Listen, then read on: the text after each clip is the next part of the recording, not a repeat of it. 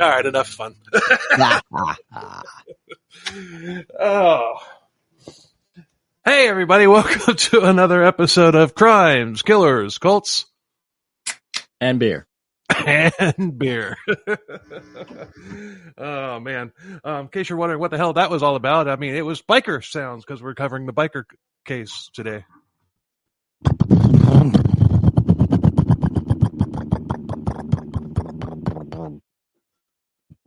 Something like that. I like mine better. Oh, man. Anyway, I'm Bill. And I'm Paul. And we're going to have some fun today. This case, this is the second entry into our Canada Binge. And I'm telling you, this case is crazy. Yeah. Quite a few years of craziness. Yeah. And yeah. But before we get started, this is the first one that we've done in a while it was just like days before it actually gets released. So how's it going, Paul? It's going, man. It's busy. It is a busy season. I don't know if it's because of spring has sprung on us and the time has changed, or it's just yeah. They need to leave it the way that it is. Yes. Yeah, absolutely. I mean, what sense does it make to? Okay, it gets darker earlier during the winter, so let's push it back to make it even darker, even earlier. What sense does that make? I know. I mean, really, they're trying to get rid of all the farmers anyway. So, I mean, that was one of the only reasons. One of the original reasons was to get an extra few hours of daylight for planting and harvesting. It doesn't make any difference. I mean, there was an Indian chief that said, only in America could you take a foot off of one end of a blanket and attach it to the other and expect a larger blanket. Yeah. Stupid Americans. Well, the Canadians do it too. Yeah, but some guy on the block was like, "Hey, okay," and they believed it. Just make it, hey. It's just it makes no freaking sense though. I mean, if the thing is to have more daylight, so why take daylight away when even more daylight away when it's starting to get darker earlier anyway? Yeah, that makes no sense. And by the way, it was law to leave it like this. It was voted on in Florida. That is law in Florida. It just hasn't been done yet.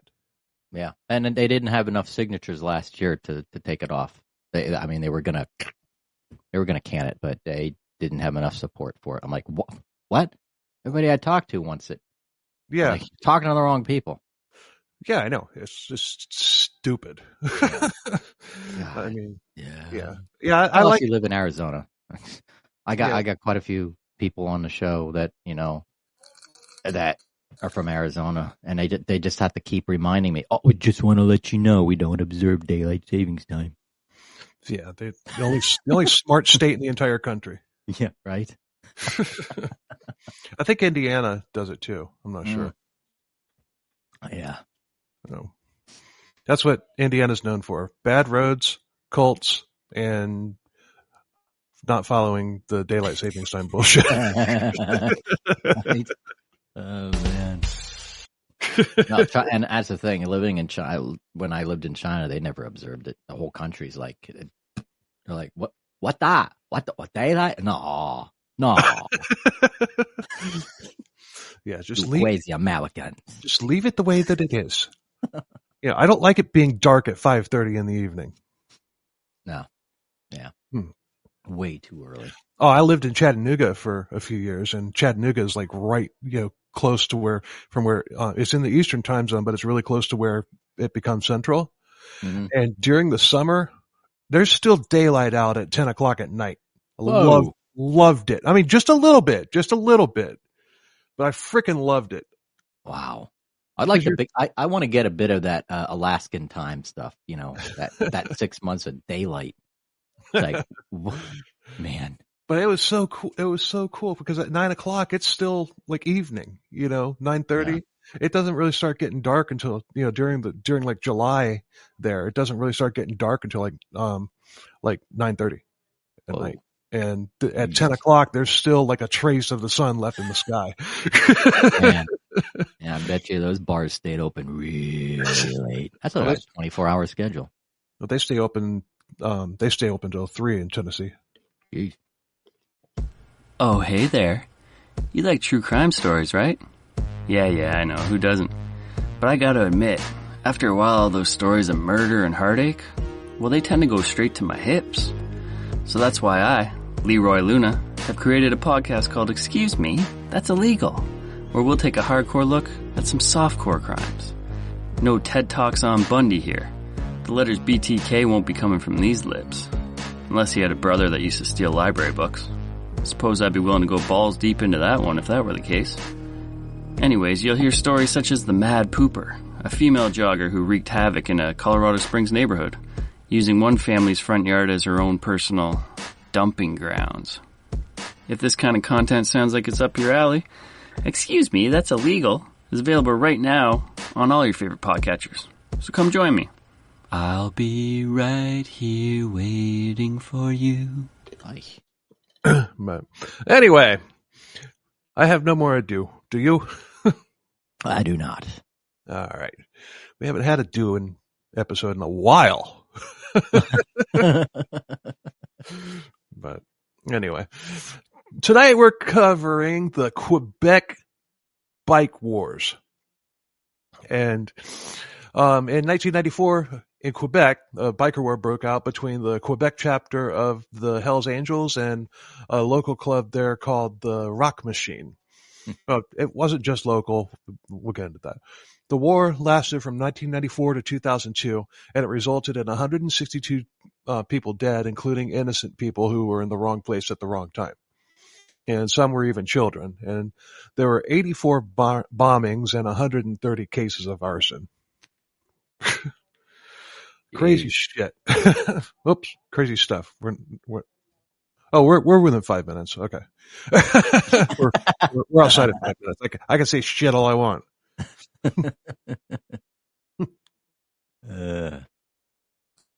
The story got very little attention outside of Canada, and according to Mark of Mental Illness Theater, our buddies, our buddy podcast, it got very little attention outside, in Canada itself, outside of like the Quebec and surrounding areas, which is crazy considering the New York Mafia didn't even cause this much carnage, not to mention collateral damage to civilians in its heyday during Prohibition. Well, that's because they had their heads together, man. They're business people. This is like, careful. They were maybe diplomatic. They were a little bit more diplomatic than. Well, the mafia is involved. The mafia is involved in this story. Yeah. This is a crazy story. I don't know why it's not known. I hadn't heard of it.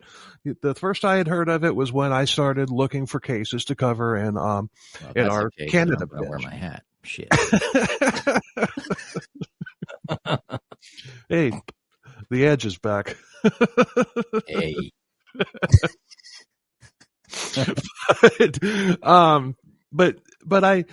So what I did is I was looking for some obscure cases, lesser known cases to cover for Canada because, we like to do the lesser known ones whenever we can.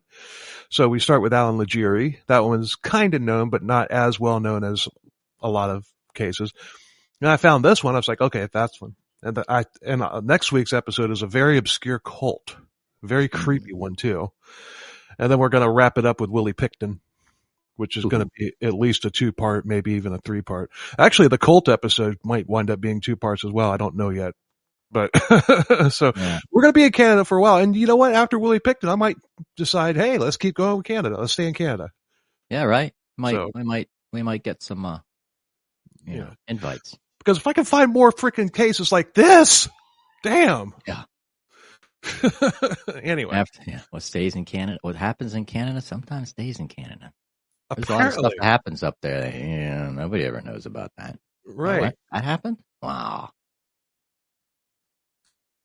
I mean, you'd expect something like this to happen in like Los Angeles, but it didn't. Mm. It happened in Canada. Yeah. So this war, this was caused over turf and drug trade disputes between two motorcycle clubs who were once considered to be allies. Kinda. The Hells Angels would ultimately win, and many Rock Machine members defected to the Hells Angels.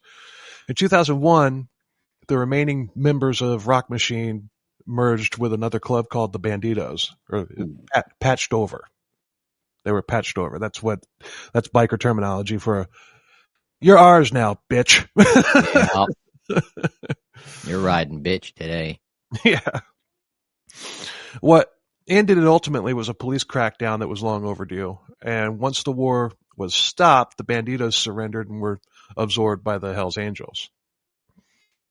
So we're going to start with a brief history of the Hells Angels and the Quebec chapter, as well as a brief history of Rock Machine.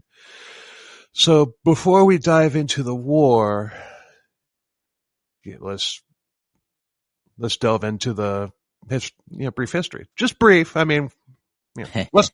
I don't know what the hell I'm saying. Let's ride. I shouldn't have put my guitar down. But sources are the book by R.J. Parker, Hells Angel Biker Wars, The Rock Machine Massacres, and a little bit of wiki. There is a surprising amount of information on this in wiki. So apparently somebody knew about it. Yeah.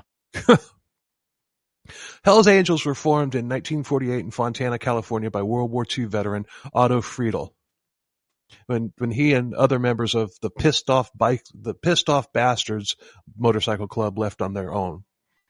The name Hells Angels was suggested by Arvid Olsen, who was in the Hells Angels squadron of the Flying Tigers during World War II. Both the founder and the origin of the name are disputed, but that's for an episode that we may or may not do on the Hells Angels themselves sometime in the future. And we might. I'm friends with a lot of bikers. In fact, the Space Coast Harley Davidson over in Palm Bay, they do like live shows, like live events there every single weekend, bring in bands and stuff, sometimes touring bands and everything, and they always have free beer. Ooh, yeah. Once a biker, always a biker. I was a biker, been a biker ever since I was just a little tyke. Just a wee tyke? Just a wee, eh?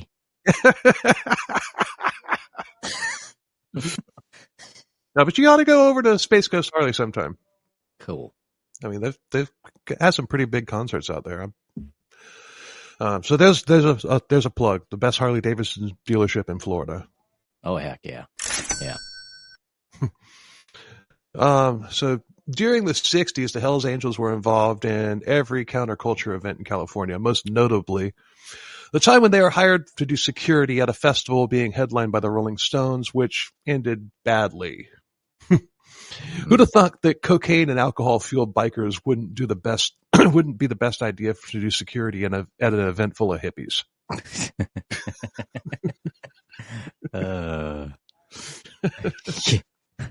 Yeah, it's a bad mix. What could go wrong? Damn. Now that I did know about. I think there was a documentary about that I watched at some point. It was crazy. But it just blows my mind. We need security for this festival. Let's hire the Hells Angels.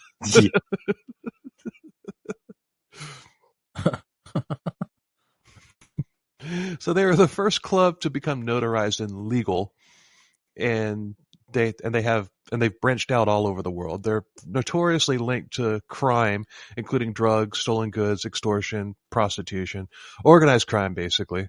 Although it is isolated to random rogue chapters and members, aka the 1%. And according to the leadership of the organization, most of these activities are not condoned by the club.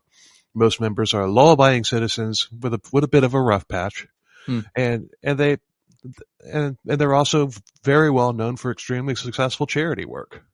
Yeah, Yeah, like I said, this is a biker friendly podcast. You know, Paul there is a biker, and I guess you could call me a hang around because I have a lot of friends that are bikers. Yeah. I might be looking for a new horse, so if anybody out there's got something, let me know. Hey, go Space Goes Harley. Talk to my man Tim. Cool. Tim, you're listening.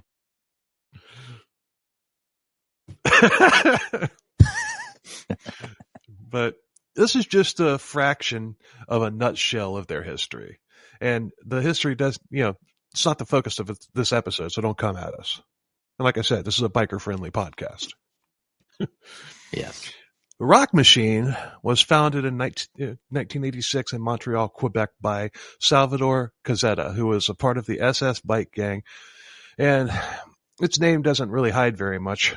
I mean, it was a white supremacist club, and obviously he and fellow SS member Maurice Boucher were leaders and were candidates to join the Hells Angels when it expanded there, which they later did.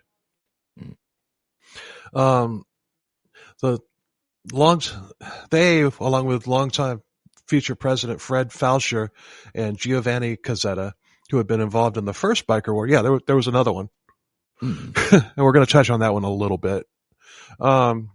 They formed the Rock Machine because they didn't want to join the Hells Angels. Yeah, just a lot of back and forth, a lot of political stuff, especially when you're dealing with these 1% bike clubs. So, Rock Machine has 18 Canadian chapters, 9 U.S. chapters, 11 in Australia, as well as single chapters in 24 other countries, including Sweden. But put a knife in that. At least in Quebec, Rock Machine was the stereotype outlaw biker gang and had many arrests for drugs, violence, and organized crime. They also had connections to the Quebec Mafia. And they would not hesitate to attack anyone who got in their way, except for the Quebec Mafia, obviously.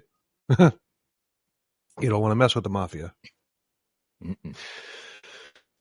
So now that the condensed version of the Reader's Digest condensed version of these two clubs is out of the way, let's talk about war. Good God, y'all. What is it good for? Absolutely nothing. Don't say it again.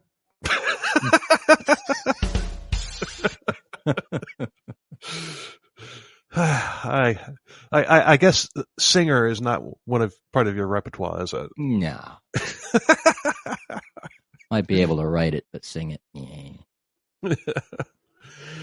The Hells Angels entered Canada in 1977 to patch over or take over the bike gang, the Popeyes of Montreal. This began the first biker war in which the Hells Angels not only took over the Popeyes, they drove the outlaws out of Quebec at the end of it completely.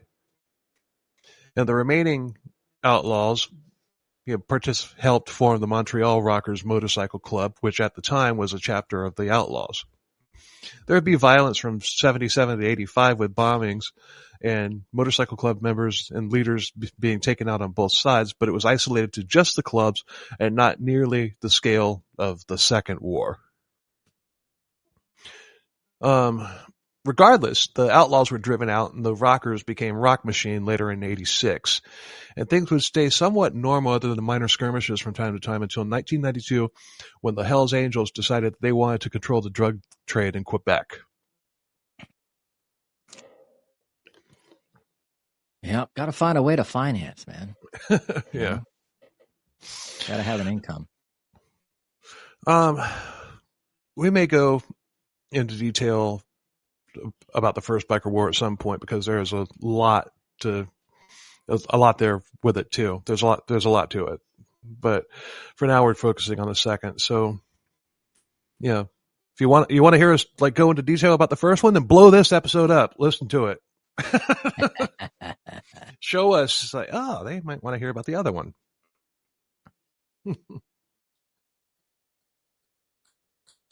I got no problem because this story is insane. I mean, It's just it really is. But So like I said, the Hells Angels came to Quebec in 1977, and they had never been able to come into Canada full force for some reason. But Canada wasn't really high on Hells Angels priority list at that point either. So they were coming in slowly, using their violent reputation as a catalyst. Nobody was going to take on even a small chapter of the Hells Angels, because if they did, that would bring the rest of the infantry charging in to back them up. Mm-hmm. Oh, yeah. Yeah, Hells Angels don't play. No. But there was also a little bit of beef between the northern Canadian Hells Angels and the southern. The southern considered the southern considered the northern to be too wild, and they were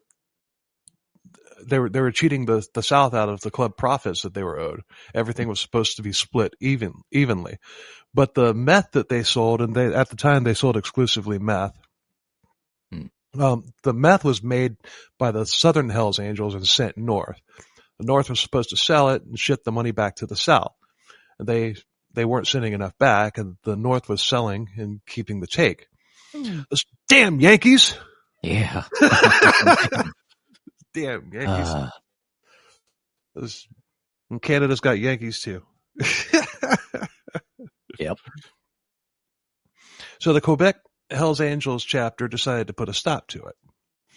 March of 1985, 5 senior members of the North Hells Angels were invited to Lennoxville to meet with the Quebec leaders. And when they got there, they were shot to death and their bodies were bagged and thrown into the river with weights.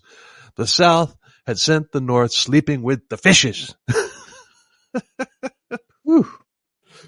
I ain't playing. No.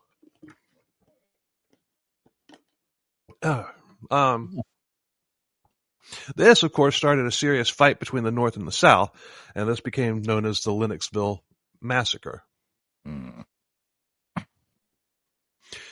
This hit was very uncharacteristic of a biker gang, not to mention the Mafia. Once the bodies were found by law enforcement, they were connected to Robert Snake Tremblay, Regine Zigzag Lassard, Sam Luke Michaud, and Harold Peltier. These 4 men were all high-ranking Quebec chapter members, so they should have ordered the hit, not carried it out. Well, you don't kill your own anyway, but still, you don't carry out the hit. You order the hit. Yeah, unless they were very low on people, you had to do it yourself. Right. Like you're looking around. Hey guys, I need to do a hit, and you look around. There's like nobody. You're like, oh, you're the only one standing there. An army of one. Yeah. When they came out with that, I was living in Clarksville, Tennessee, which is where the 101st Airborne Division is, and when that army of one, the soldiers would make jokes of just like an army of one. All right, Roberts, you're up. Good luck.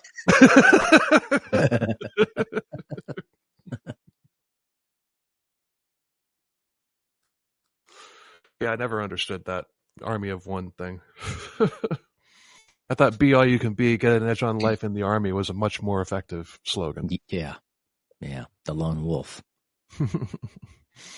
But, so these men were arrested, and 3 of which were sentenced to 25 years in prison. Peltier was sentenced to a much shorter term. But put a knife in that. They're all out. They're all out now, but this obviously created a vacuum in the upper ranks of the Quebec Hells Angels, and it also caused discontent with all the other Canadian Hells Angels members. And I'm pretty sure that the United States Hells Angels weren't very keen on it either. Probably not. Yeah. But in all of this, the Bandidos were nowhere near strong enough to take on the Hells Angels despite the discontent. So with the leadership in the North dead and the South in prison, new leadership was needed. Enter Maurice Boucher, and he had been a high-ranking member of the Quebec Hells Angels, and he had also been in the SS gang along with Salvatore Cazzetta. But Cazzetta decided that it was time to split, and then he formed the chapter of the Rock Machine. So if you're keeping score, the Quebec Hells Angels were now controlled by a white supremacist as was the upstart Rock Machine. What could go wrong? A lot. No, but just pay attention to Boucher. This guy, this guy is impressive. The Hells Angel higher-ups put Boucher in charge of putting the Montreal Hells Angels back together. There's no easy task since the Lennoxville massacre had been carried out by that same chapter. They were disliked even among other Hells Angels chapters for obvious reasons. And Rock Machine was salt in the wound because it was being run by a Hells Angel defector. Story's insane. Boucher, he would have to deal with them too. And Rock Machine was poaching members from Hells Angels and the Bandidos, and they had taken a chunk of Montreal's drug trade. So Cazzetta and the Rock Machine had to be dealt with. This, by the way, this isn't going to be like a serial killer going on a killing spree or whatever. There's a lot of subterfuge back and forth in this. There's a lot of planning. This whole gearing up to the war and everything. It's actually more interesting than the war itself. Yeah. I mean, it's just as I was going through this and I loved it. And there's a lot that I left out just because it was like, it would have been like too wordy, So I kind of hit on the, like the main things, Yeah.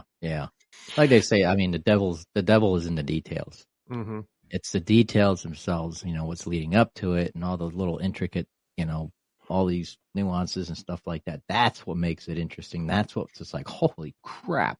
Well, I mean, look at all the stuff that happened leading up to World War I. Yeah. I mean, it wasn't just the shooting of Archduke Ferdinand. It was everything leading up to that point. Mm-hmm.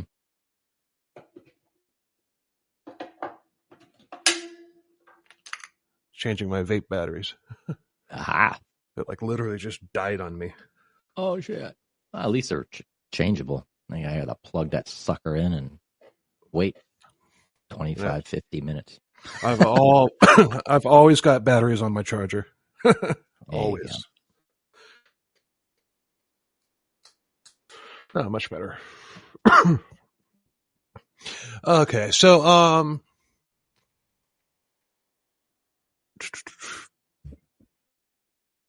where was I? Okay, Hells Angels had to be number one. So, and this upstart club run by a trader was gaining ground over Hells Angels, and all the other chapters in Canada, not just in Canada, but the U.S. as well, were watching to see how Boucher would handle the situation, and this would not be an easy task. Cazzetta was connected to the Italian Mafia in Quebec, and the Hells Angels wanted him in the first place because of his connections. So, because of that, Cazzetta was safe from Boucher personally, and Boucher knew that. If Boucher took out Cazzetta, all of the Quebec Mafia would retaliate, which would have, of course, caused the rest of the Hells Angels to come to their defense, which would bring in all their outside muscle as well. And if that happened, the Hells Angel versus Mafia war would be extremely well known, and there's no telling how many people would have been killed. And that's if he got reinforcement from the other chapters, and that was not a guarantee because of the Lennoxville massacre. Just right there, there's a lot. Yeah. We're not even halfway through. So Boucher did what he needed to do to keep the peace for a good amount of time. But it wasn't Rock Machine that was protected by the Mafia. It was Cazzetta himself. So this protected Rock Machine from Hells Angels because Hells Angels' beef was with Cazzetta. The Mafia connections did not protect Rock Machine from anybody else. So Rock Machine had a target on their backs from other gangs who didn't dare try to take on the the Rock Machine territory previously because it had been Hell's Angels territory. Now they were a small fish in a big pond, and the other gangs took notice. They could do whatever they wanted to do as long as Cazzetta wasn't harmed. Underworld code of honor and politics. Everything's got a politics. Mm-hmm. Politics schmolitics. Yeah. Oh, yeah. And here we are on the eve of the most disastrous election this country's ever seen. Yeah. Getting closer to the end of the world. Yep. I'm not sure what the end of the world or zombie apocalypse. I'm not sure which one to be better. I don't know. I mean, at least you can run from the zombies. Right, unless they're those World War Z zombies. Oh, I know. Good God, suckers can run faster than a gator. Everything, yeah. Every single one of them's like freaking Usain Bolt. Mm-hmm. Yeah, freaking track runners, for Christ's sake. Oh, my God.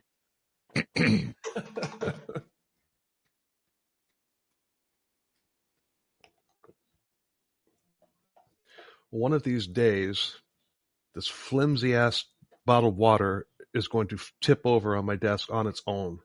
Ooh. And it really... You got those narrow bottom ones? We got the what? Oh, those, yeah. It's angled. It's literally at an angle. It's like the Leaning Tower of Pisa. You need to get one of those like koozies you can slip it in, but it has like a wide base. Yeah. That way you can really bump the table and it'd still stand there. Yeah, the ones made for beer cans. Yeah. But as far as Cazzetta was concerned, the Hells Angels had broken the golden rule. You never kill your own, which is why he left. And that gave him more cred as far as the Mafia was concerned. But the smaller gangs were joining forces to take Rock Machine territory. And this was the first signs of saber rattling and the real possibility of a war. Cazzetta was able to hold off these smaller gangs, but this was essentially the South firing on Fort Sumter. Mm. And if you come at me and say, no, this Fort Sumter's in the South. Yeah, it is. It's in South Carolina. But the South, Fort Sumter was occupied by the North at the time. Mm-hmm. So don't come at me. I know my history. No, I actually got into an argument with about that with somebody like some years ago or whatever. It's like, no, man, it was the South that was in Fort Sumter. No, it wasn't. It was the North. They had occupied it. Yeah, get out of my fort. Yeah. Hey.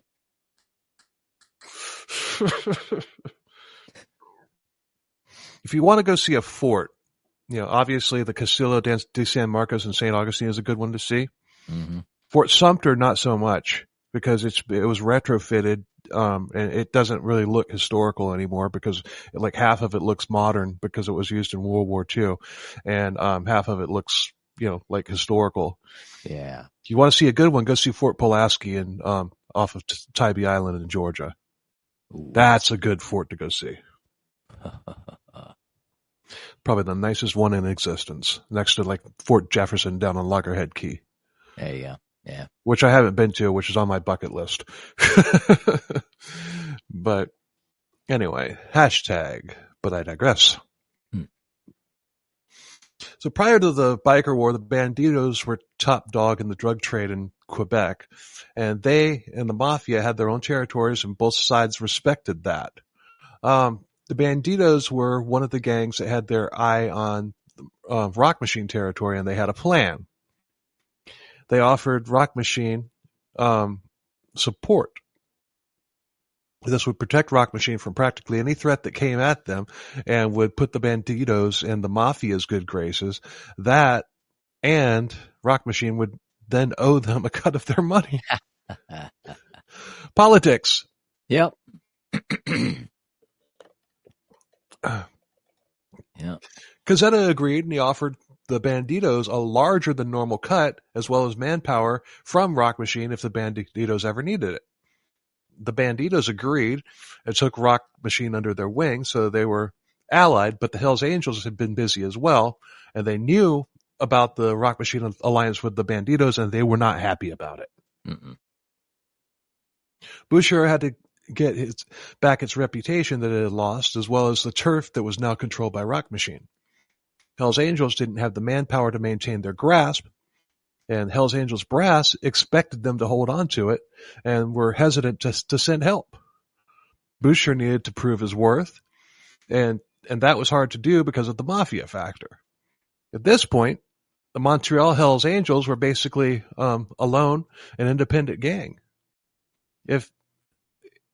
Boucher had literally zero to do with the Lennoxville massacre, but he inherited the problem when he took over the gang. But if he were to succeed, he would need to secure the turf, and to do that, he'd need backup from the American 1%ers, and to get that help, he'd have to prove himself. Yeah. Yeah. This is a catch-22 and an infinite figure 8. Yeah, it is. Literally. The 8%. But the American Hells Angels saw Boucher as an embarrassment, and Boucher even offered to compensate the Northern Hells Angels whose leaders had been offed. And that started him back on the right path with them, but it wasn't enough. But it did show them that he ran things differently. And remember, the Northern ones were professional. Mm. They were a little wild and shady, but they had a code. Yeah, yeah. It's almost like the freaking Corleone family or something.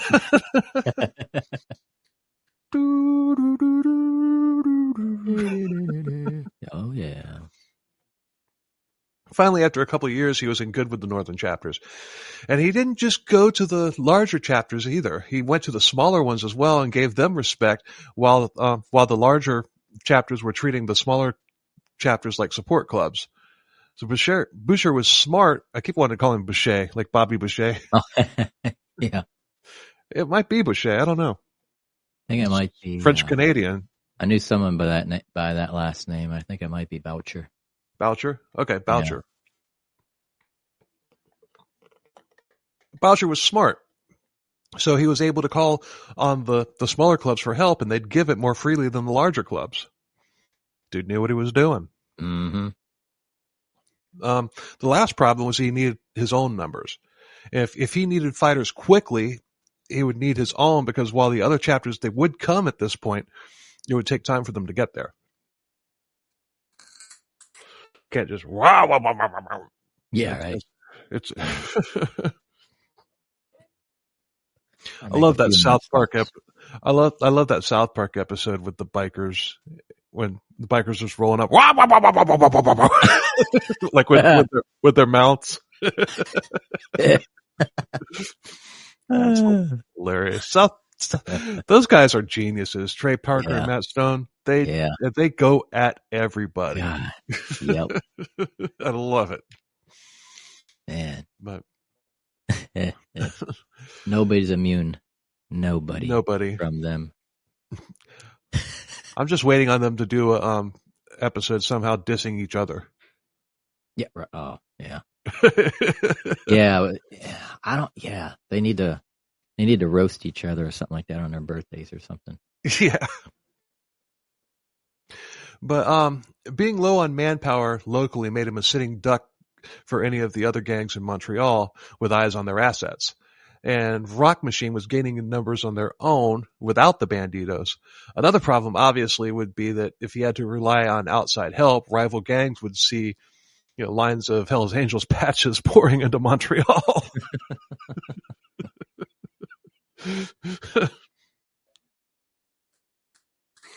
So Boucher relaxed the strict guidelines on criteria for new prospects who would be desperate to prove themselves to the Hells Angels, and fighting for the Hells Angels would prove their worth. So, I mean, he's not letting them in. He's just making it easier for them to become prospects. Yeah. So I almost bought a bike a few years ago, but I chickened out. Yeah. Yeah.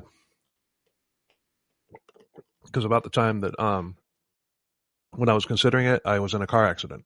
Oh. That did some the crystals in your head, it kind of jumbled them. Yeah. I was out of work for like over a month and everything, and had to get that fixed. I mean, it was like serious vertigo. It not only misaligned the crystals in my head, it also made me decide against getting a bike because yeah. But I was serious. I was going to get one, but I mean, I had been talking with a salesperson, and we'll just say it was at Space Coast Harley. There you go. Yeah. Got to have those plugs every now and then. Heck yeah. What I was going to do, I was going to talk, basically let the guy sell me a bike here, and then I was going to go buy it over at Space Coast. That was my plan anyway. But sorry, Lakeland Harley, but my loyalty is to Space Coast. Yeah. Tim's going to listen to this episode. He's going to be like, dude, really? You got chickened out because of a car accident? Yeah, I did.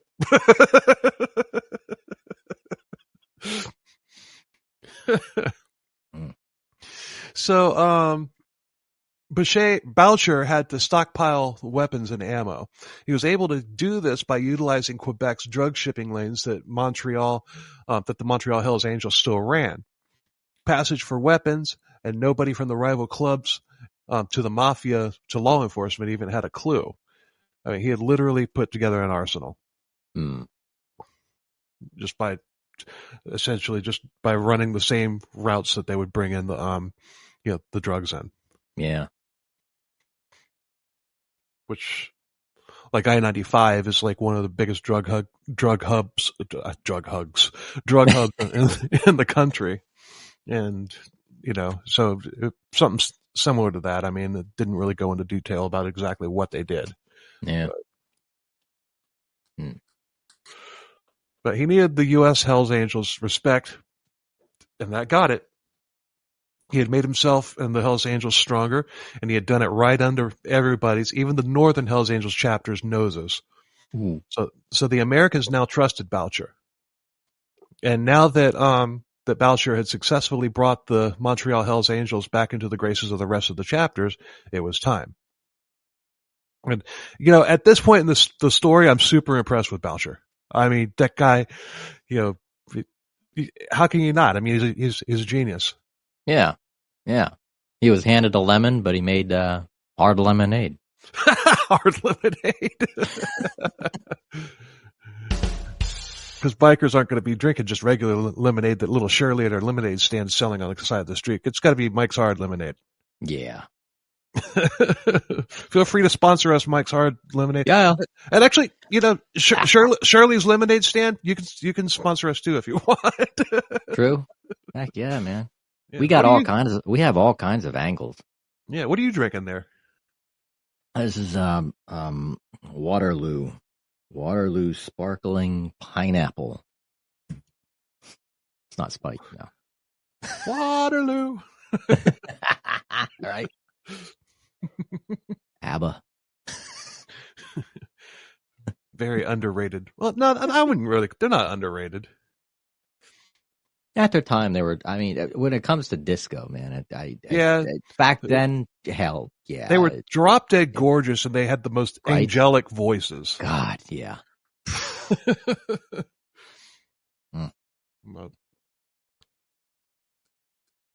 Back in the early 2000s, there was this little teenage band that was put together by a record executive called A-Teens.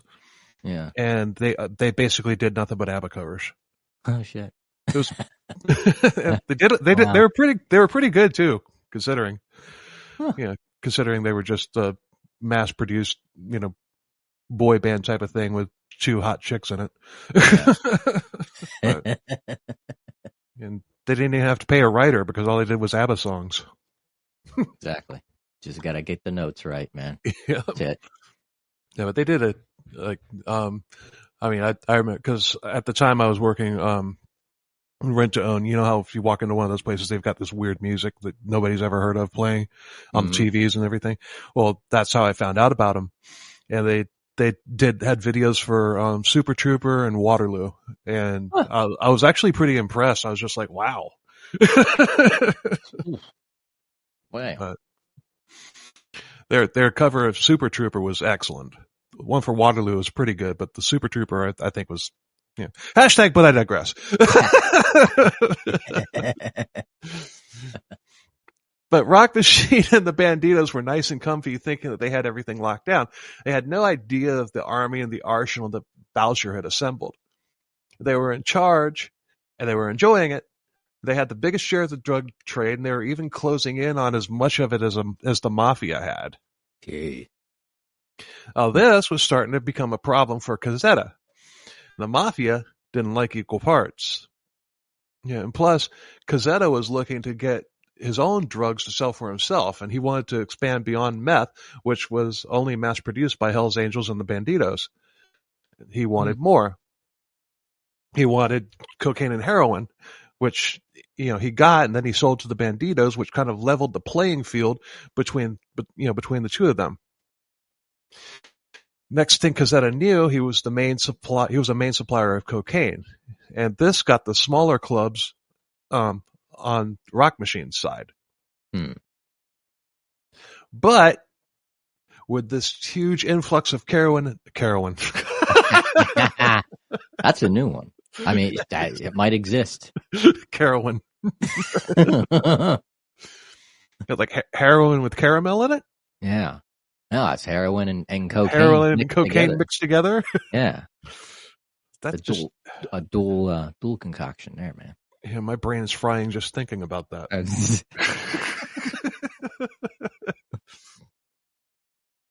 But when this large influx of cocaine and heroin came into the area, law enforcement took notice, you think? The task force was put together to find out who this new supplier was, and before too long, Cazzetta had been ratted out. And he was arrested at a pit bull kennel that he had used as a front for cocaine and probably dogfighting as well. Yeah.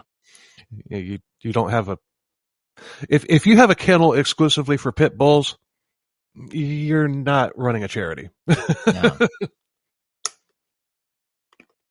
Looking at you, Michael Vick.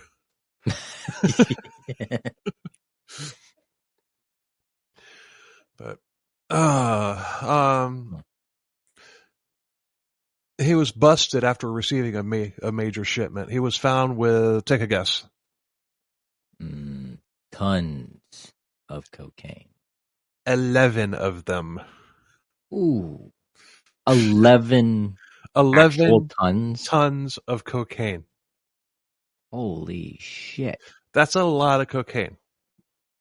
Wow. Right. It's a good thing that he didn't use his own shipment. Otherwise, the movie Scarface would have been about him. Yeah. Yeah. Wow. But Cazzetta was now out of the picture, which meant that they didn't have the Mafia to worry about anymore. So now it was time for war. Not surprisingly, after Cazzetta's arrest, Rock Machine had issues of their own, and Boucher seized on this to the surprise of nobody. Nobody inside of, Boucher seized on this to the surprise of nobody. No, what the hell did I write there? Boucher seized on this to the surprise of nobody. Well, nobody inside Hell's Angels. Nobody outside saw this coming. That's what. Yeah. Okay. There we go. It just looked weird. I wrote it right. It just looked weird. Yeah. So he began creating puppet clubs, which are smaller clubs to do the Hell's Angel dirty work, and they were put together by the general, as in like Boucher, general. Okay. He's the general. He's the general. I wonder if he can get me a good rate on my car insurance. Yeah, right. Yeah. But these clubs were made up of lesser-known members of Hell's Angels as well as new prospects. And their mission? Create rifts within the Rock Machine. They would go to Rock Machine businesses and try to convince the owners that Rock Machine was done and their ability to make money had dried up. That and the drugs had also dried up, and that they should just sell off their interest to the Hell's Angels. Yeah. The subterfuge eludes my lips. The subterfuge was very strategic. If Boucher could cripple Rock Manager without firing a shot, that was the best case scenario. That way, law enforcement would have no clue that anything was going on, and even if they were tipped off, so what? It's private business. Mm-hmm. Yeah. There was another issue. Cazzetta's drug source had not... That was my ice maker. It startled me. Oh, wow. It was that loud? Yeah. Whoa. Well, keep in mind this monster of a mic here. Oh, yeah. Yeah. Yeah. Somebody across the street could sneeze and this mic would pick it up. But you need to get into the spying. It's just a condenser mic.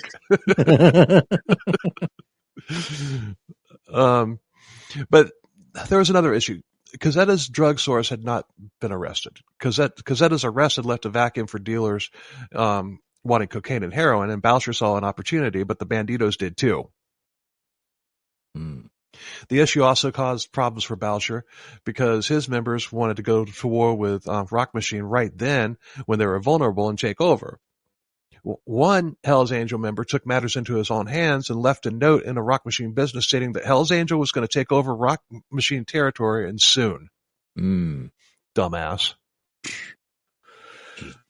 This, of course, tipped Rock Machine off and they started arming up, which, of course, undid all of Boucher's brilliant strategy. Rock Machine realized that these upstart clubs were actually Hell's Angel puppet clubs. This letter was essentially the first shot fired in the war. And there's nothing here saying whether or not the guy who dropped off the letter suffered any repercussions, but I imagine that he did. Yeah, I'm sure somebody snitched. He probably told you do something like that, you're going to tell somebody you did something like that. Well, I mean, hell, it could also be so simple as like the owner of the business, all right, who dropped this off? Yeah. Well, what did he look like? Well, he was wearing a Hell's Angels vest.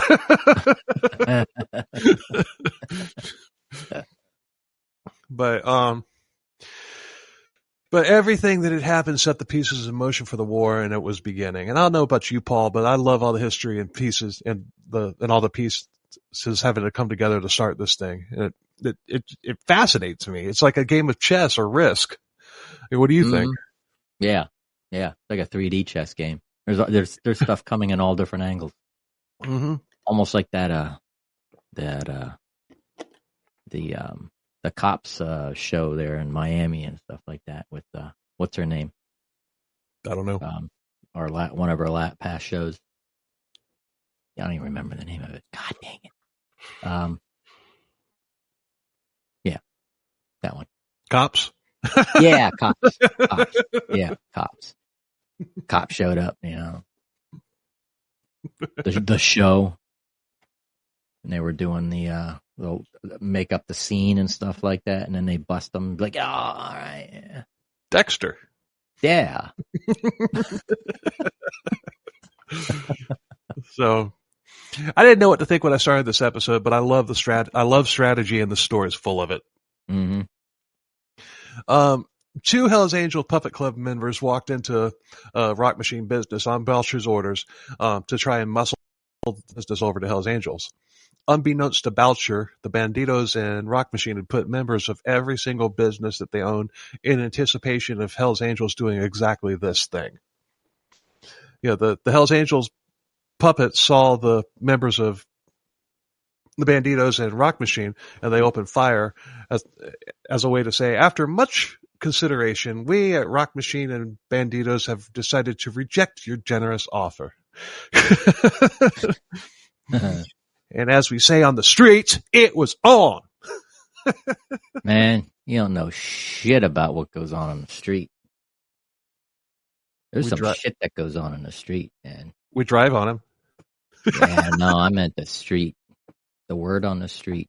The word on the street. Stuff on the street. There's a word. The word on the street is there's a lot of stuff on the street. Yeah. Idiot drivers. Yeah. Sort of. Sort of.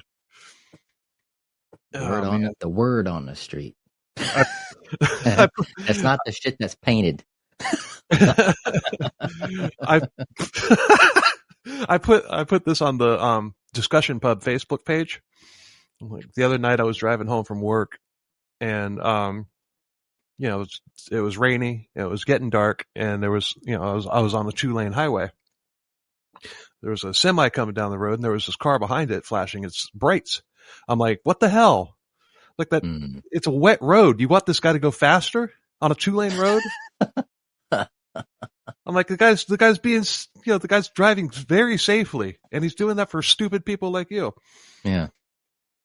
Keep going, and somebody else flashes their brights, and I'm thinking, man, there's a bunch of impatient idiots on the road tonight.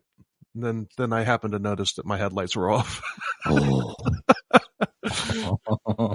I was the idiot.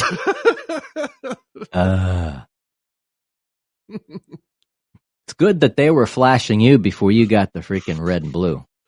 Yeah, this is true. It wasn't quite that. They got me. Right? It wasn't quite that dark. It wasn't completely dark yet, but still, when I turned my lights on, it illuminated the reflectors. So it was dark enough. That'll happen to me every now and then. I'll be driving, No, I got the lights that are always on. Yeah. Which is, they're not really bright enough, but at least somebody will see it coming. Well, mine are, I can set mine off, and the other, I've been recording a lot of new material lately from music, and for those of you that don't know, the car stereo test is a good way to tell if you've got a good mix or not. Yeah. So, I'm doing that at night and everything, and I don't want to sit there, in my driveway with my headlights on, shining into my neighbor across the street's window. So I just turned them off, and I forgot about it. Yeah. But still, I was the idiot. But one Rock Machine member was killed in the shootout, so there was no turning back now. As they said in that Futurama episode, war were declared. But Boucher was ready, and the Bandidos and Rock Machine scrambled to get ready, but Boucher had spent the last 10 years getting ready. Yeah. He was a prepper. Yeah. The coalition that he had put together was bigger than both Rock Machine and the Bandidos combined. Ooh. Boucher called in all of his outside support and also began muscling the street-level drug dealers, saying that if they bought drugs from anybody other than Hell's Angels, they'd be considered enemies of Hell's Angels. Huh. So Boucher's playing the long game here, and he's crippling Rock Machine and Bandido's ability to make money. There was a man that I mentioned earlier, Harold Pelletier. He had been a leader in the Montreal chapter at the time of the Lennoxville massacre, and he had helped orchestrate it. And he was the one that got the short prison sentence. Yeah. But he had even tried to assassinate Boucher. He wasn't a part of the Hells Angels at this point. Yeah, but Boucher muscled him into hiring a hitman to target the families of the Bandido members.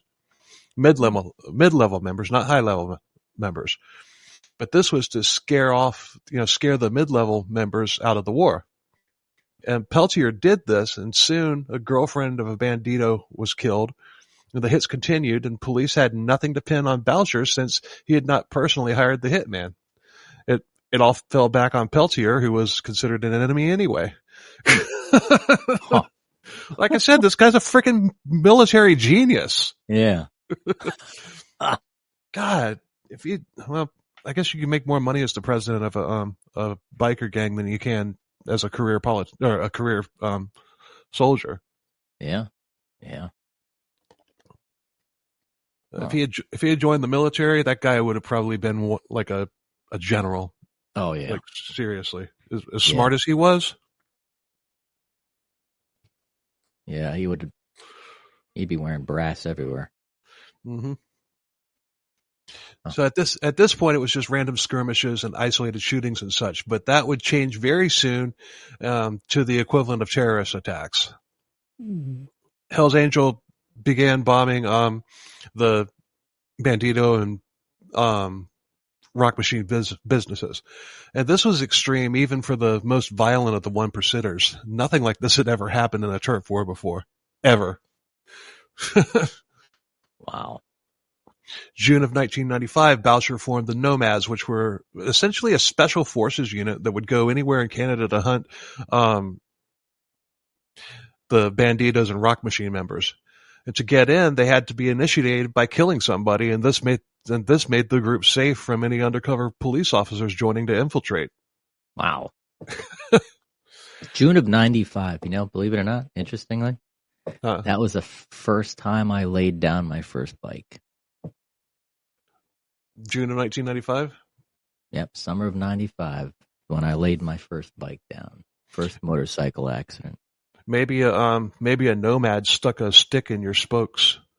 Nah. Some asshole stopped in front of me, and I couldn't freaking. Maybe it was a Nomad. Fast enough, and.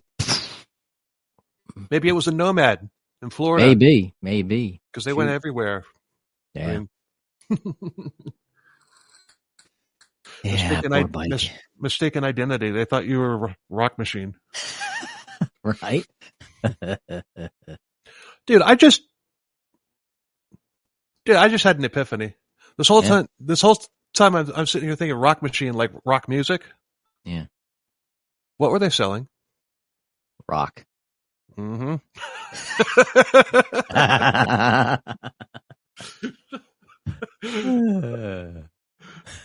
Oh man.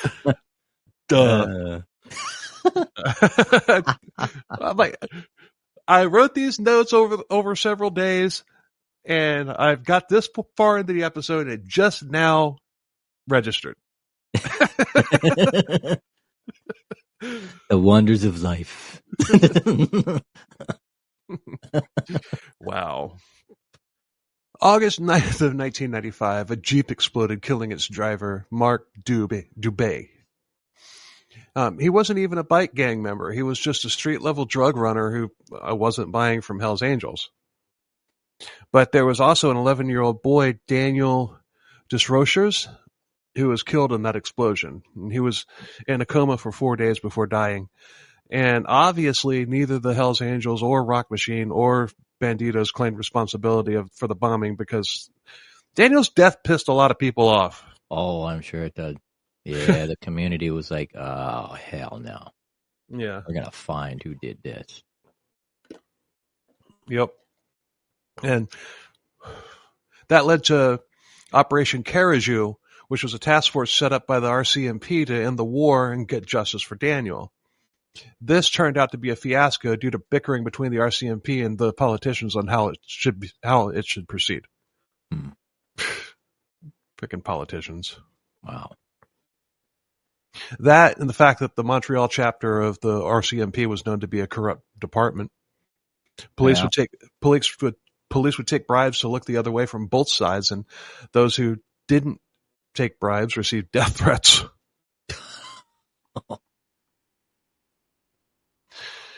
And also attorneys were a problem. Some were actually affiliated with one or the other gangs, and some were just scared to prosecute.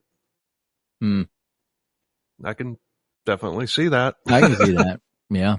I mean, there are some lawyers that were, members of some gangs. I mean, outstanding lawyers and judges. Well, yeah, I mean, it's it's not out of the norm to see, you go in front of a judge for a traffic ticket, and then a couple of days later you see him on a toy run. Yeah, with a A-bait patch on his back or something. A-bait and the Outlaws are the big ones in Central Florida, as far as I know. But I don't think I've never really seen Hell's Angels around here, other than just like passing through, or during Bike Week, obviously. Yeah, during the Bike Week thing, there was a bar right up the street, not too far from where I live. Years ago, he would have the president of Hell's Angels would always have the table in the back corner. I need to get in touch with that bar over in Ormond Beach for next year's Bike Week. Oh, yeah. We want to do a live event at the bar in Ormond Beach, which Eileen Warnos that was her bar. And we want to do a live episode there during Bike Week. Oh yeah. We missed it this year because Bike Week just ended. I know. Well, you wouldn't have been able to do it anyway because you were deployed. Yeah. Hopefully they don't have drills next year during Bike Week. Yeah. Well, I mean, you could forgive me for doing the Bone Mazel grave visit without you, but I don't think I think you'd be pretty pissed off if I did the Eileen Warnos thing without you. Yeah. Absolutely. But you weren't here for the Bone Mazel episode, so you really don't know anything about him. Exactly. Yeah. You should listen to that episode. It's great. But episode 39. 39. But the bombings and shootings continued. Hell's Angels members were gunning down Rock Machine and Bandidos on the street, and they were doing it back to them. For every one Hell's Angel member that was killed, Hell's Angels killed 4 Rock Machine or Bandidos. There was a stretch of several weeks where there was at least one bombing every single day, sometimes more. They even bombed a strip club and a used car dealership. Whoa. I mean, the used car dealership I can see, but the strip club? Well, it could have been owned by a member of Rock Machine or something. And those girls, they're not innocent either. They're a lot of them are probably, property. Yeah, property. But this war even spilled into the U.S. and even Mexico.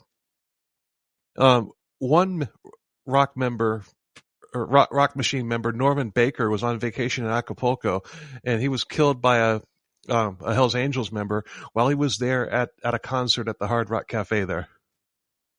Whoa. I don't know if this was a Canadian, like a Montreal Hell's Angel that came down, or maybe it was a Hell's Angel member there in Mexico or in Acapulco. I don't know. But my question is, why the hell is Norman Baker on vacation in Acapulco during the war? Yeah. Especially when you're on the losing side of it. Yeah. Well, maybe that's why he was on vacation. That's why he was on vacation. But the man that had killed him had arrested. He was arrested, but the Mexican police department was the Acapulco. The Acapulco Police Department was bribed by the Hell's Angels to turn him loose.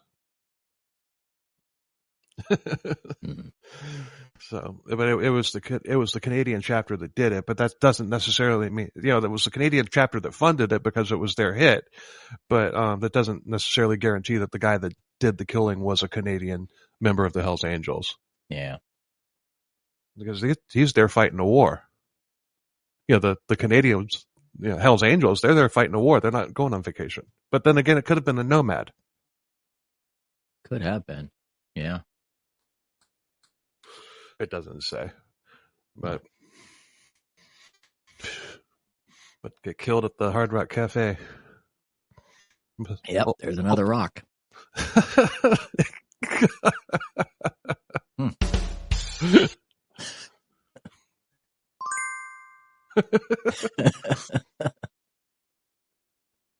Rock Machine and Bandidos were shocked at the severity of the assault that Hell's Angel was throwing at them. Remember, word on the street was that the Hell's Angels were crippled. So it was inevitable that Rock Machine and Bandidos' money would dry up. And they were also losing ground to the Hell's Angels. And they were in such disarray they couldn't even meet anywhere to plan out counterattacks in fear that the building would explode the moment they went inside. Yeah. Now this is crazy. At the same time, the Great Nordic Biker War was going on over in Sweden. There's like biker wars going on all over the freaking world. Yeah. That might be something I want to look into too. If we want to, like if this one's well received, we might do the first biker war in Canada. And we might do the Great Nordic Bike War too. Yeah. Yeah, depending on how this one's received. But if we do the first war in Canada, then we're going in like Star Wars order. Yeah.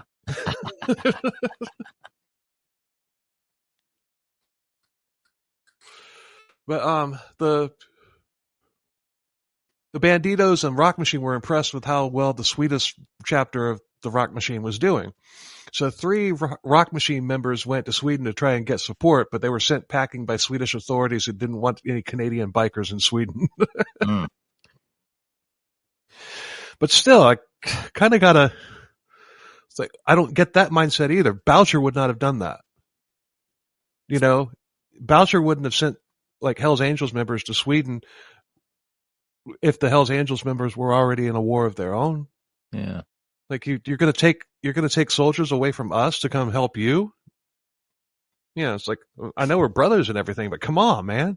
Yeah, it's counterproductive. All the interesting stuff he's done thus far in tactics, it's like why would he do that? No, Boucher didn't do that. Rock Machine did that. Oh, okay. Yeah. You're not going to, it's like, we got, so word must have gotten to the Swedish authorities that, hey, these 3 chuckleheads are on their way to talk to the Swedish Rock Machines. And they probably head off at the airport and be like, yeah, about face. But I'd like to know what it would have happened if they had made it to the leadership in Sweden. You know, like, what the hell are you? We got our own problems. Yeah, you know? Right? That causing a world war, for Christ's sake. Yeah, it's like freaking go back and eat your syrup. Yeah. With your split bouncing heads. Right. We love you, Canada. Yeah. So the Bandidos decided to do something else. Take a guess.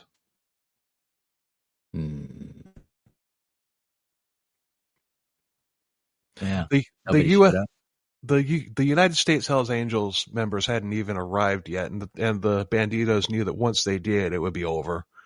And so they approached the Quebec Mafia. The Mafia was even nervous at the ferocity that the Hells Angels had brought, and so they sat down in talks with the Bandidos. So apparently the Hells Angels had brought it. Oh, they brought it.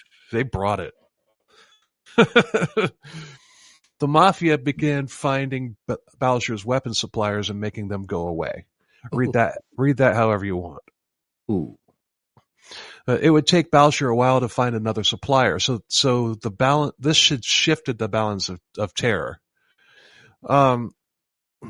Star Trek reference there. Yeah.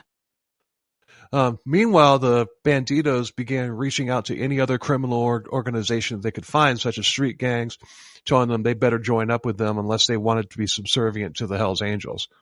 That's what was at stake if the Hells Angels had won the war. Huh. So the AAHA was formed, Alliance Against Hells Angels. Other sources call it the Alliance to Fight the Angels. So with this alliance, the Rock Machine and the Bandidos stood a chance and even held their own against the Hells Angels for several years. So it was back and forth, more or less a stalemate with civilian casualties in addition to gang member casualties, obviously. Yeah. So by now, the police were wanting this to end, and rightfully so, but this had become a political issue with politicians running on platforms of ending the bloodshed and violence. Mm. And what are you going to do, frickin' politician? I'm going to end this war. How are you going to do that? And see, politicians will always do that. They will find something that's going on and use that for their campaign. Mm-hmm. Yeah. I mean, damn well. I mean, if two of those bikers busted into that office and started yelling at him, he'd piss his pants. Yeah. We wouldn't even have to point a gun at him. They're just, all right, you pencil neck. Actually, Canadians are polite, so it would have been like, all right, you pencil neck. I'm watching you. A. Aye.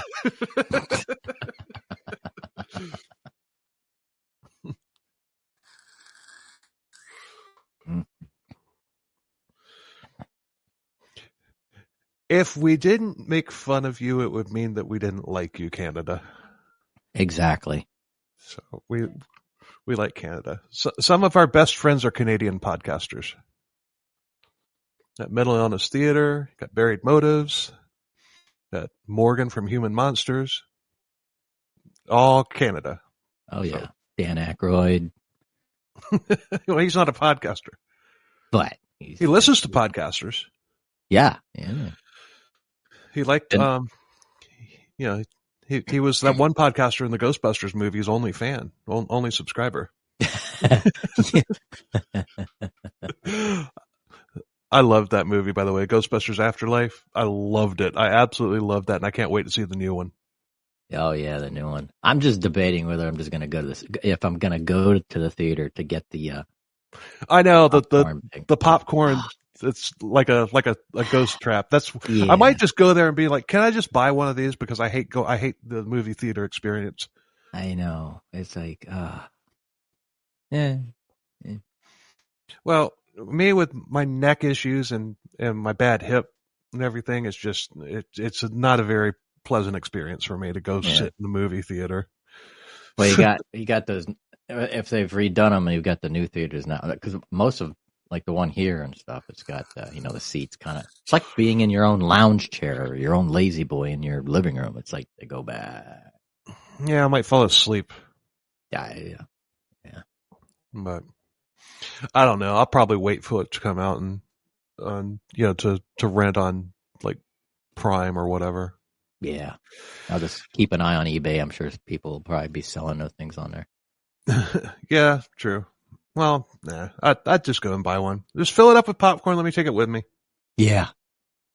Because movie popcorn is good. Yeah, exactly. I'll just find somebody, at the door and stuff. Hey, I'll give you some extra money. Yeah. Buy some popcorn and one of the things and bring it out. Yeah. Buy me one of those things and buy yourself just a regular thing of popcorn. Yeah, I'll give you some extra money. Buy two. One for yourself, one for me. So then you're paying $50 for one. Cost of doing business, brother.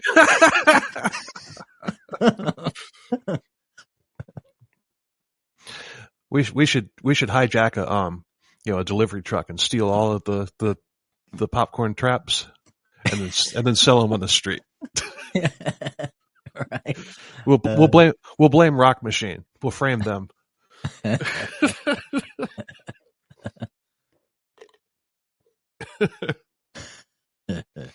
Hey, I can drive the truck. There you go. We'll have a shitload of those. Yeah, so I can drive the truck. Yeah, that's no problem. So anyway, hashtag but I digress. The police began trying to get information, and they realized that literally every criminal in Montreal was involved in this war in some way, shape, or form. Like everybody. Wow. Bikers were getting killed daily on both fronts, and while the police were arresting anybody they caught with a biker patch, they were finally able to arrest and charge 6 Hells Angels members with murder. Now put a knife in that. Boucher had kidnapped 2 cops who were trying to make deals with Hells Angels members, and he killed them to discourage the police from getting involved. That's pretty. That's the first thing Boucher's done that got his hands dirty.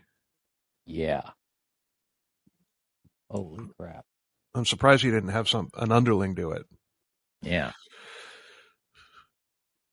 But well, it made more of a statement. I think Boucher at this point knew that he was going to go down one way or another. Spoiler alert.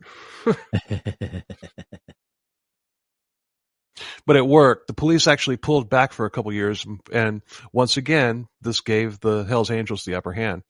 The smaller clubs ran to the hills, and the Mafia had pulled back as well, choosing just to protect their own assets rather than to participate in the war. And that horrified the Bandidos and the Rock Machine once they realized that they were on their own. 6 years into the war, Rock Machine was pretty much decimated, and the Bandidos offered patched Rock Machine members acceptance into the Bandidos, so basically patch over. Now it was pretty much Hells Angels versus the Bandidos, and despite heavy losses, Hells Angels still held a considerable advantage. But back to the Hells Angel members who had been arrested. They agreed to testify against Boucher in exchange for a reduced sentence. So Boucher was arrested in a surprise raid and was charged with 2 counts of first-degree murder for the 2 cops that he had killed. In 2002, he was sentenced to 25 years in prison. Ooh. The Hells Angels still managed to wrap things up and secure their interests and became an equal to the Quebec Mafia in the drug trade. Now, Boucher had planned for the possibility of himself going down, and he had people ready to step up and take over if that happened. The Bandidos were so decimated at the end of the war that they just folded, just like Rock Machine, although years later, Rock Machine reformed as a crime-free motor club, or motorcycle club. Because Rock Machine still has chapters out there and everything. A lot of these bike clubs, like the Outlaws, probably less than 1% of the Outlaws and Hells Angels are involved in shady shit anymore. Yeah. But since 2000, Hells Angels has had complete control over Quebec, and no other club has dared to try to oppose them. Boucher was in the Saint-Anne-des-Plaines prison, which was a supermax, and he survived several assassination attempts in prison, and he was eventually put in isolation for his protection.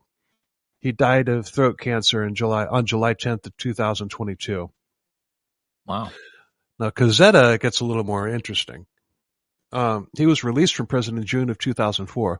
He actually joined the Montreal Hells Angels in 2005 and he actually became the fucking leader.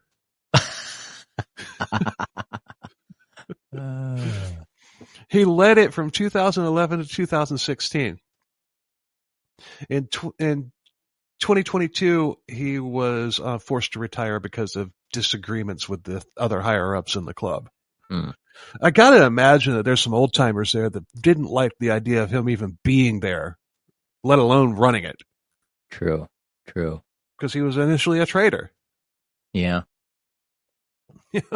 They probably figured, okay, well, regardless of the history, he had like, it's almost like a corporation, your CEO resigns. So, your competition's CEO is like on the way out because he wants to retire, and you decide to hire him as a CEO of your company. Yeah, it could be. I mean, because he did a good job. He at least did something. Yeah, because like a lump on a log. Cazzetta, I mean, it's like these Cazzetta and Boucher, like if Cazzetta hadn't gone to prison like early in the game of the war, those two would have been like, Kirk versus Khan. Yeah. I mean, it would have just been like a chess match, back and forth between the two of them. And, and I think that it probably would have been different if Cazzetta had not gone away.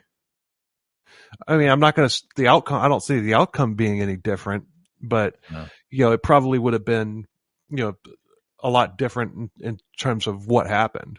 Yeah. Yeah. But what an interesting story. That is. And I tell you what, when I looked at the Wikipedia write up on it, holy crap. I know it is enormous. That's one of the biggest Wikipedia pages I've ever seen. Yeah. Like, what? Yeah, and I mean, I say all the time, it's just like, we're not one of those podcasts, just read the Wikipedia page. But if we had done that on this one, it wouldn't have been a bad thing. Right. It'd been like a 3-4 hour show. Yeah. But like I said at the beginning, the stuff that the Wikipedia page covers is just a lot of stuff that, it's part of the story, but it's not necessarily going to be all that engaging to talk about. Yeah. Yeah. So if I mean, if I had had more time, I probably would have included more from Wikipedia. And I did include some, but I didn't, if I had had more time to do it and everything, I would have, probably included a little bit more, but still we're at an hour and a half anyway. So yeah. Yeah. And then seeing a lot of the pictures too online, when you Google it or research it, there's all kinds of, historical pictures that were taken of the bombings, and there's one there from in a parking lot there. Yeah, truth behind. Oh no, no, that's Waco. What the hell? Why is that listed under freaking? Come on, really? Was David Koresh a rock machine member? I don't know. Like, what in the world? Well, they say you can't trust anything in Wikipedia. So if they go, here's one of the bombings from the war, and it's a picture of the compound burning in Waco. Oh man, that's a cult episode that we're going to cover at some point. Obviously, every true crime podcast does that one. But that's one we're going to wait on, especially when we find, there's a lot of smaller ones and everything like this one that we have for next week. And I don't even know the name of it. I just bought the book. I haven't opened it yet. Ooh. No, I just read the description of it, and I'm like, all right, that's part of the Canada Binge. So next week there's a cult. Don't know which one yet, but it's a obscure one that's really creepy. Creepy. Yeah. Heck yeah. So yeah, I did get that. I told you I got that vinyl from the Source family. Yeah. Yeah. Yeah. Have you listened to it yet? Not yet. No. I'm like, I just hold off. Right now it's just sitting on the shelf behind me. I'm going, just for conversation. Yeah. So that was a crazy ass story too. That was. Jeez. But anyway, if you would like to come on to CKCB Presents, hit me up on any of the socials or send an email to ckcbpodcast@gmail.com. If you want to be on that. I mean, the first ever episode of that, we had a listener on with us, and that episode went really well. So you just be able to talk, and the first CKCB Presents, the listener even just took the lead on it, and I was just I was in Paul's role, just kind of sitting back, going, "Yeah, cool, yep, yeah, Awesome. Wow. That's the thing, really? too. It's like you get to learn. Yeah, you get to learn stuff, and especially if they're have been part of a cult or part of a witness, or I don't know. It just you get to learn stuff, and But, it's always good to have people on a show that to talk. Yeah, this listener, it was Kendall Francois, and it's from Poughkeepsie, New York, and she's from there, and she was in high school when that shit was going down. So, wow. So, yeah, interesting. Huh. So she picked that one, and then if you want to come on there, but you don't want to necessarily take lead, but still, if you want to come on, you pick the topic. Yeah, pick the topic and pick the topic. I'll do the research, and we'll have fun. Yeah, and Paul may be on it, he may not, depending on his schedule. But he's welcome on any of them. Just saying. Yeah. But, yeah. So, thanks a hell of a lot for listening. We appreciate it. And we need to grow the show because we want to be at next year's CrimeCon. We want to be sitting there with a booth. And I have word that if we get a booth at next year's CrimeCon, not this year's at Nashville, I don't even know if I'm going to be able to go to that one. But next year, if we're there, I don't know, might have a in-person appearance by Dick Darwin. Yeah. I don't know. I pissed him off last week, though. Yeah. I pissed him off. I argued with him, and he didn't like that very much. He stormed out of here. They only have it in Tennessee, or do they kind of? Nah, it was in Orlando. It was in Orlando last year. Crap. Yeah, and I was there. I bought a ticket. Yeah. It was really cool. I had never been into anything like that before. Huh. So yeah, just follow us on the socials. Follow us on, subscribe and rate and review, because all of that stuff helps boost the podcast and everything. And I think we're kind of playing against a loaded, a stacked deck as far as getting into CrimeCon with a name like Crimes, Killers, Cults, and Beer. So we got to really be on our game if we want to get in on that. But we definitely do. And so yeah, definitely. If you like us, tell a friend. If you hate us, tell an enemy. And if you got ideas, and stuff that, something we've never touched on, or never discussed, throw it out there. Yep. So, all right. Well, that was a fun episode. And so until next week, when we're going to get creepy with a cult. Later on.